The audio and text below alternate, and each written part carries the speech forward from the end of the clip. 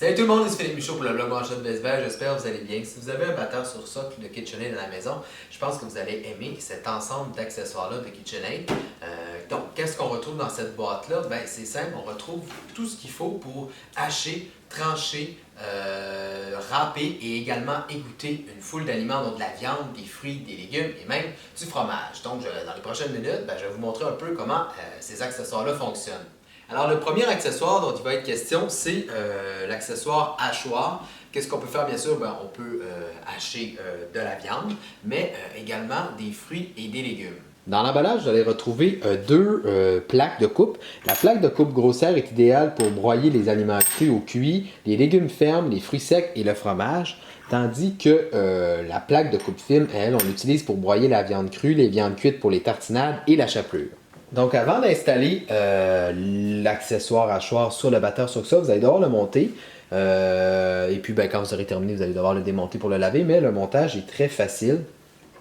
Il suffit d'entrer ces pièces-là comme ça.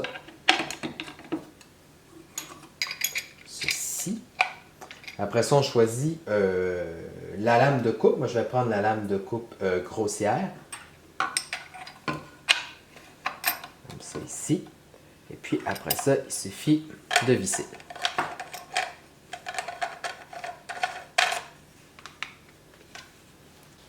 Donc, j'ai installé l'accessoire de hachoir sur le batteur sur socle. Donc, ce qu'il faut faire, c'est le glisser puis revisser la vis. Et puis, comme premier essai, j'ai eu envie de mettre quelques petites carottes. Il est important de couper les aliments que vous voulez insérer dans le hachoir en petits morceaux. Donc, je vais mettre quelques petits morceaux de carottes. Et puis, quand vous démarrez la hachoir, il faut mettre à vitesse 4. Donc, on y va.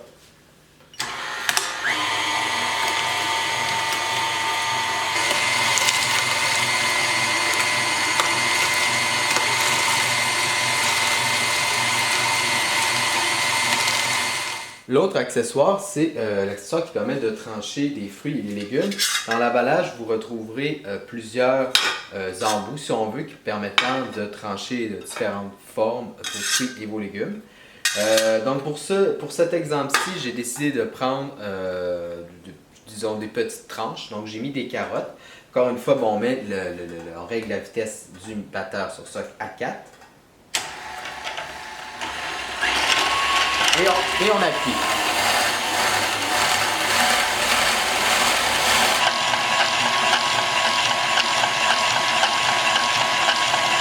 Donc, une fois que c'est terminé, vous arrêtez la machine et puis vous allez récupérer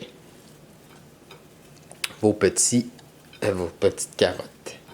Donc ici, pour comparer, on a à gauche les légumes que je viens tout juste de trancher. Ils sont quand même assez fins. Moi, c'est ce que j'utiliserais si je veux avoir des carottes en petits morceaux. Tandis qu'à côté, on a les légumes qui ont été hachés. C'est un peu plus grossier. Moi, à mon avis, le hachoir, j'utiliserais vraiment plus pour de la viande. Mais ça fait quand même le travail. L'autre accessoire, c'est le presse fruits et légumes. Il peut presser la plupart des fruits et des légumes. Par contre, si vos légumes sont durs ou fermes, ou vos fruits sont durs ou fermes, vous devez d'abord les faire cuire pour éviter d'endommager la machine. Comme vous pouvez voir, il utilise la même base que le hachoir. Par contre, ici, le devant de l'appareil, ça va changer. Et puis, une fois que vous avez mis les légumes avec le bâton fourni, vous appuyez.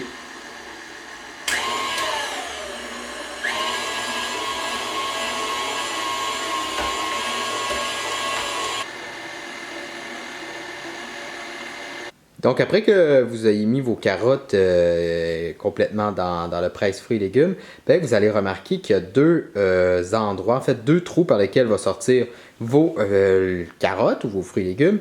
Sur le devant ici, c'est ce qu'on appelle les déchets. En fait, c'est des gros morceaux. Et puis, si on regarde à l'intérieur, juste ici, vous allez avoir vraiment les carottes qui sont exemptes de liquide. En fait, si vous allez pouvoir les utiliser dans une soupe.